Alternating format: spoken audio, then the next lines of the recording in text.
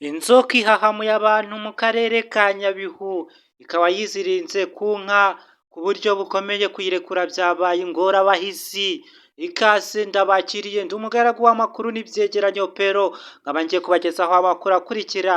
Mu karere ka Nyabihu, umuturage yari avuye kwigurira inka ye nk'uko bisanzwe, afite agakona yishoreye, nibwo yari afite telefone, arangariye kuri telefoni, inka ye yegera ahagana ku mugezi umena amazi avuye mu birunga, aho uwo mugezi inka yahise ijya gushoka amazi.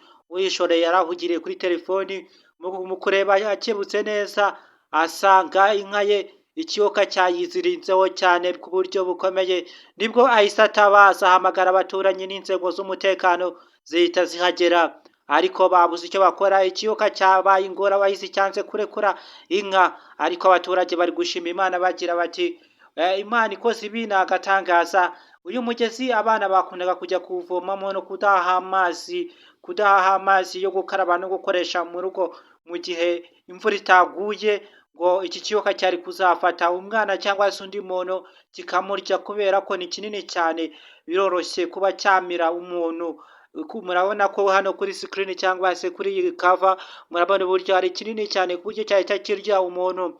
Benshi bakomeje gutangaza ko mu Rwanda nta biyoka binini cyane bihari, ko iki kiyoka cyaba cyaravuye mu mashyamba aharanira demokarasi ya Kongo. Benshi niko bari gukomeza gutangaza, badisikasinga kuri iki kiganiro cyabaye hagati y'abantu batandukanye, bareba bose bareberera uburyo gifashe inka, n'umuturage wari uvuye kuyigura amafaranga ye yamugoye, uburyo kwiyakira byamugoye, yatabaje cyane, inzego z'umutekano zarahagera.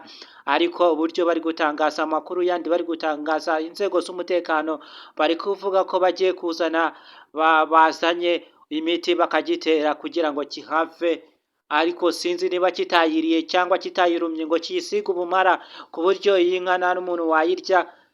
N'ubundi uyu muturage arahomba, nta kundi, byose arabihomba. Inka ye nicyo kiyoka kirahita kigira ute, kiraza gupfa niba gitera imiti, kubera ko cyayiriye, cyayirumyeho ubumara, cyamaze kuyinjizamo ubumara bukomeye cyane, nta muntu wayirya iyi nka. Ubwo ngubwo umuturage arahombye, nta kundi, ibibazo ntabwo biteguza, biza igihe bishakiye.